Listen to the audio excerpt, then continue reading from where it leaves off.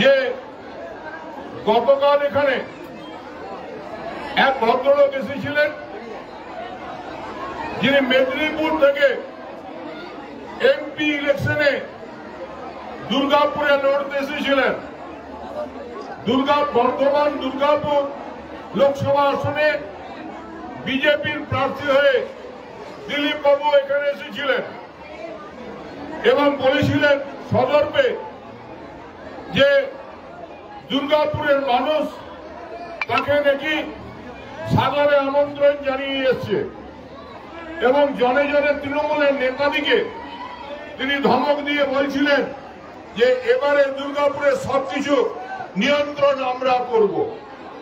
বন্ধু, দুর্গাপুর বর্ধমানের মানুষ তথা পশ্চিম বর্ধমানের মানুষ তাকে ঘাড় ধাক্কা দিয়ে 1,32,000 বেশি ভোটে হারিয়ে দিয়ে এখান থেকে বিতাড়িত করেছে। আমরা পশ্চিম বর্ধমানের দুটি লোকসভা আসনেই আমরা শত্রুঘ্ন সিনহা এবং কীর্তি আজাদকে মানুষের উন্নয়নের জন্য মমতা বন্দ্যোপাধ্যায়ের অনুপ্রেরণায় এবং গ্রাম বাংলার বুকে পশ্চিম বর্ধমানের কোনায় কোনায় তৃণমূল কংগ্রেসের যে সংগ্রামী বন্ধুরা লড়াই করেন তাদের নেতৃত্বে তাদের লড়াইয়ের ফসল এই দুটি আসনে আমরা জিতেছি। এখন বিজেপিতে এখন দুজন, শুভেন্দু আর সুকান্ত, এছাড়া লোক নেই। আর দিলীপ ঘোষ হল ছাগলের তৃতীয় সন্তান, লাফিয়ে লাফিয়ে বেড়ায়। কখনো গরুর দুধে সোনা খোঁজে, কখনো খোঁজে। কিন্তু আপনাদেরকে বাংলার মানুষের কাছে জবাবদিহি করতে হবে। বাংলার গরিব মানুষের, খেটে খাওয়া মানুষের 100 দিনের টাকা যখন কেন্দ্রীয় সরকার আটকে দিয়েছিল তখন দিলীপ বাবুরা কোথায় ছিলেন?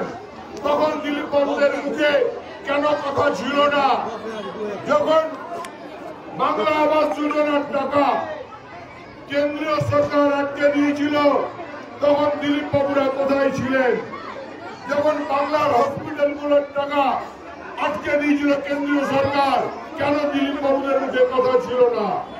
যখন সাধারণ রাস্তার টাকা থেকে শুরু করে বিভিন্ন উন্নয়নমুখী টাকা, সেই টাকা যখন দিলীপ বাবুদের দল আটকে দিয়েছিল তখন দিলীপ বাবুদের মুখে বাংলার মাননীয় মুখ্যমন্ত্রী মমতা বন্দ্যোপাধ্যায়ের নেতৃত্বে কেন্দ্রীয় সরকার ভেবেছিল হাতে মেরে বাংলাকে শাসন করবে, হাতে মেরে বাংলার ভোট আদায় করবে।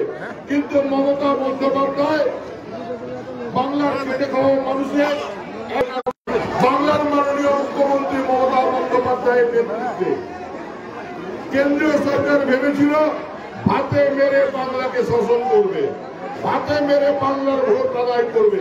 কিন্তু মমতা বন্দ্যোপাধ্যায় বাংলার খেটে খাওয়া মানুষের 100 দিনের টাকা রাজ্য সরকারের পক্ষ থেকে পয়সা মিটিয়ে দিয়ে প্রমাণ করেছেন মামাটি মানুষের সরকার কারো কাছে মাথা নমায় না, কারণ এর নেত্রীর নাম হল মমতা বন্দ্যোপাধ্যায়। বাংলা যোজনা নির্বাচনের সময় কথা দিয়েছিলেন মমতা বন্দ্যোপাধ্যায় যে প্রতিটি গরিব মানুষকে তাদের প্রাপ্য ঘরের টাকা, তাদের ঘর করার টাকা তিনি ফিরিয়ে দেবেন, তাদের ঘরের টাকা দেবেন। আমি আপনাদের আশ্বস্ত করছি যে এবারে যা সার্ভে হয়েছে বাংলার মাননীয় মুখ্যমন্ত্রী নিজে তীক্ষ্ণ দৃষ্টি রাখছেন।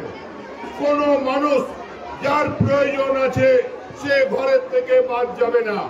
এটা ফার্স্ট ফেজ শুরু হয়েছে।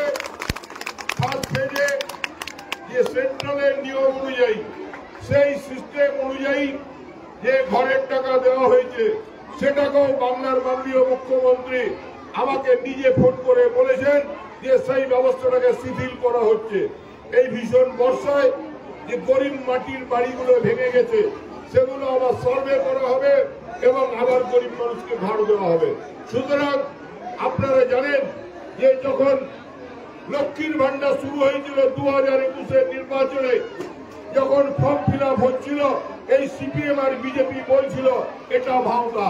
মমতা বন্দ্যোপাধ্যায় ভাওতা দিতে জানেন না। মমতা বন্দ্যোপাধ্যায় কথা দিয়ে কথা রাখার মানুষ। তাই লক্ষ্মীর ভান্ডার যেমন বাংলার মায়েদের ঘরে ঘরে পৌঁছাচ্ছে, যেমন 100 দিনের টাকা গরিব খেটে খাওয়া মানুষরা পেয়েছেন, সেরকমই বাংলা আবাস যোজনার টাকাও এই সুবিধা পাবেন।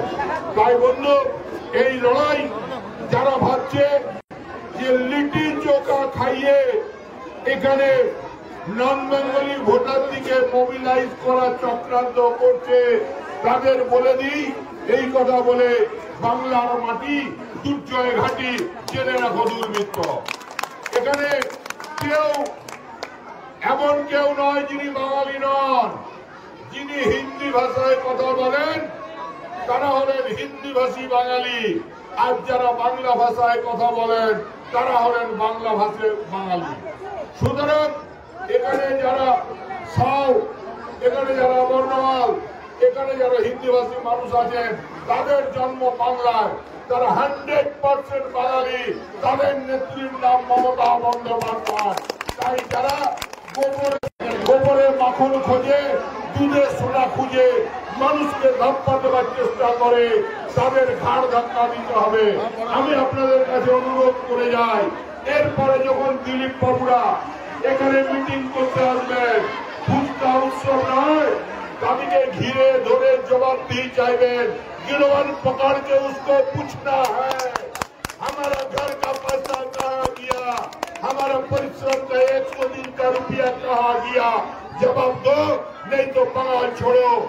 बंगाल का मनुष्य का आदमी का एक ही दाम है, एक ही प्रतिवाद है, ये हमार खेटे खावा टाका फिरिए दिते হবে।